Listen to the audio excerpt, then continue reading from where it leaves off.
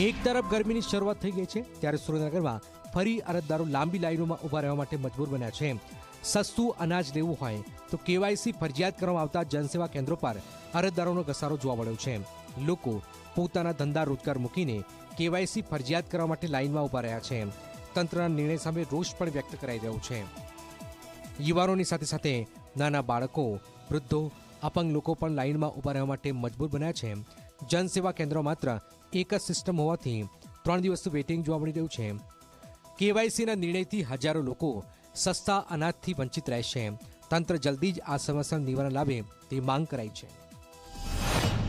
હું આધાર કાર્ડમાં e KYC કરાવવા આવ્યો હતો। રેશન કાર્ડમાં પહેલા કીધેલું હતું કે રેશન કાર્ડમાં એમને અનાજ આપશું, ઈ કેવાયસી કરેલ હશે કે નહીં હોય તોય, છતાંય અચાનક નિર્ણય લેવામાં આવ્યો કે હવે તમને રેશન કાર્ડ ઉપર ઈ કેવાયસી વગરના રેશન આપવામાં નહીં આવે।